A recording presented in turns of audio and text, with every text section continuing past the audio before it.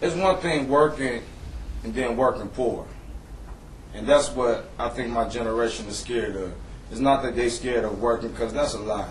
If I was able to go to my city, Cincinnati, and I guess offer a job paying at least $12 an hour to all the individuals on the corner, I don't think none of them would turn that down. With benefits and health care, I'm just now understanding what health care is about. I mean, with me being 29 years old, that was never really an issue to me. But as I'm getting older and, you know, I want to be able to, I want a family. So my health care not really for myself, it's for my family I want to have in the future. So it's not that they don't want these jobs, it's basically they see what I'm going through and they're looking like, how you deal with that every day. And believe me, it ain't easy. You know, I've had government assistance and still wasn't even able to afford to pay that as far as government housing, you know. And I'm a young black man, and I didn't even think I would be able to even get that, but by God's grace, I was able to get that. So they don't have no direction, and the direction that they trying to get, it's like the older generation is kind of pushed away because of what has been shown on TV. I mean, it scares me. I walk down the street and I see a group of anybody just rowdy, you know, I'm going to walk away too. And this is my generation, so they don't have nobody really out there to really show them. So that's why I stepped up to really, because I'm no different from them. You know what I mean? I'm sitting up here and I'm talking to you all, and, you know, this is something new to me. You know, I'm used to talking my problems out to the next brother on the block that's going through the same thing I'm going through, you know what I mean?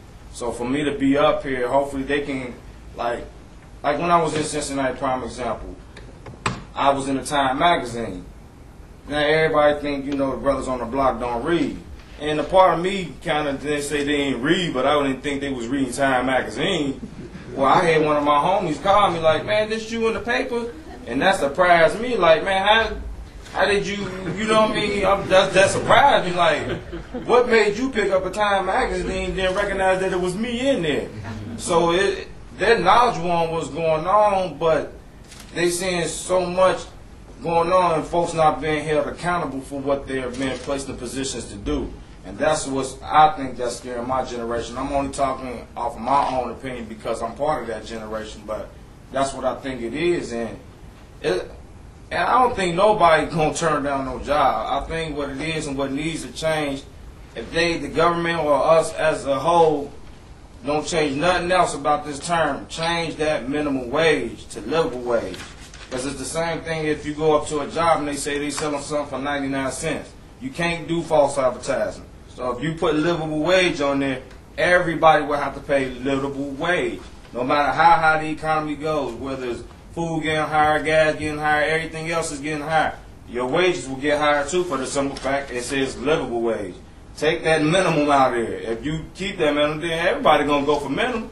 Oh, you say, well, all I got to do is pay minimum wage. Then what is minimum wage? Whatever the state or whatever the city or what, you know, want to make it. But it's a group effort. It don't just, me personally, I think it's no longer black and white. It's rich and poor. That's basically what's going on. You've been discriminated because you don't have, you're the have-nots and the haves. So that's what's going on right now. Yeah, in order for me personally, what I think for my community to progress, we got to stop pointing the finger and start looking within ourselves to help progress our culture. You know what I mean? There's no one else. We done asked this for all these years and it still hasn't happened. So in order for that to happen, we got to train ourselves. We got to get ourselves together. We got to train the children that's coming up after us in a mind frame that helps them be more of a community rather than just being a self-earning individual, because that's what it's about now. Everybody just thinking about self and it's bigger than self. Because if it was really just about you, God wouldn't have blessed all these billion people down here. So that's my outtake on it.